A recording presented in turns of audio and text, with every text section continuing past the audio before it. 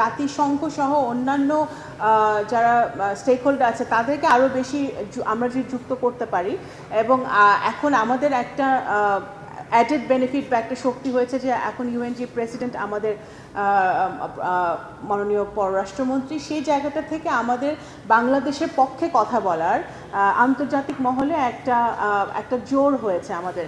তো সেই জায়গাটা থেকে আমরা মনে করি অ্যাটলিস্ট আগামী 1 বছর আমরা এই সক্ষমতাটাকে একটু ভালো মতো ব্যবহার করতে পারবো। বাংলাদেশ মিয়ানমার দ্বিপাক্ষিক যে এগ্রিমেন্ট, মিয়ানমার রোহিঙ্গা সমস্যা সমাধানের ব্যাপারে তৎকালীন ফ্যাসিবাদ সরকার কাজ করছিল, সেখানে তৎকালীন সরকার সচেষ্ট ছিল না। আমি আবারও বলছি, কারণ যেহেতু তারা জনগণের ভোটে নির্বাচিত একটি সরকার ছিল না, সেই কারণে তাদের সেই গায়ের জোরটাই ছিল না বা সেই সক্ষমতাই ছিল না বা চীনকে সেই প্রেশারটা তারা দিবে।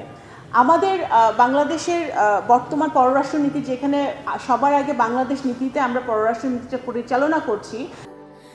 স্যান্ডেলিনা সো, রূপচর্চায় আভিজাত্য।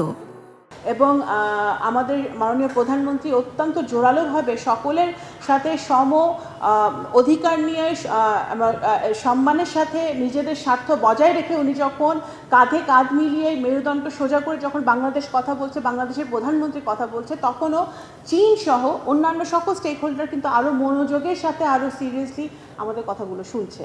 তো এই জন্য আমরা আশা করি যে বর্তমান প্রেক্ষাপট আগের প্রেক্ষাপট হচ্ছে একটু ভিন্ন, যে এখন যেহেতু বাংলাদেশে একটি নির্বাচিত সরকার, আমাদের নেগোসিয়েশনের জায়গাটা আমাদের আরও শক্ত হয়েছে।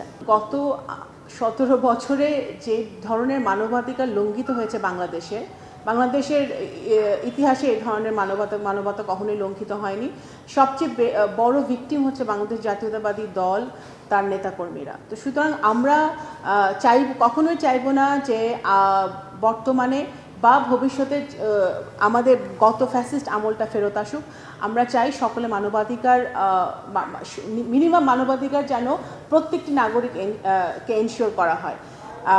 যখন আপনারা খেয়াল করবেন, সংসদে এটা নিয়ে কথা হয়েছে, আইন মন্ত্রণালয় থেকে আমাদের আইনমন্ত্রীও কথা বলেছেন যে আমাদের তখন জুলাই অগাস্টে যে ঘটনাটা যেই অভ্যুত্থান হয়েছে, সেই অভ্যুত্থানের পরে অনেক মামলা হয়েছে, যেসব মামলাগুলো লিগ্যাল, যেগুলো হওয়া উচিত ছিল। খুনিদের নামে মামলা হয়েছে, যারা খুনের অর্ডার দিয়েছে তাদের নামে মামলা হয়েছে। আবার অনেক মামলা অতি উৎসাহী হয়েও অনেকে কিছু মামলা করেছে। সেই মামলাগুলোও কিন্তু আইন মন্ত্রণালয় বলেছে যে তারা রিভিউ করবে। মামলাগুলো যে রিভিউ করে, তারা যদি মামলাগুলোর মধ্যে কোনো সত্যতা না পায়, কোনো বেসিস না থাকে, সেই মামলাগুলো তারা রিভিউ করে সে অনুযায়ী তারা ব্যবস্থা নেবে। সেটা কিন্তু আইন মন্ত্রণালয় থেকে পরিষ্কার করে বলেছে। এবং আমাদের সরকারের স্ট্যান্ড হচ্ছে যে আমরা মানবাধিকার রক্ষায় আমরা সচেষ্ট আছি, আমরা দায়বদ্ধ জনগণের কাছে। এবং কোনো বিরোধী দল হোক, আওয়ামী লীগ হোক, যেই দলই হোক, অন্যায়ভাবে রাজনৈতিক প্রতিহিংসার কারণে কেউ যেন অন্যায়ভাবে জেলে না থাকে, আটক না থাকে, সেইটা অবশ্যই বর্তমান সরকার নিশ্চিত করবে।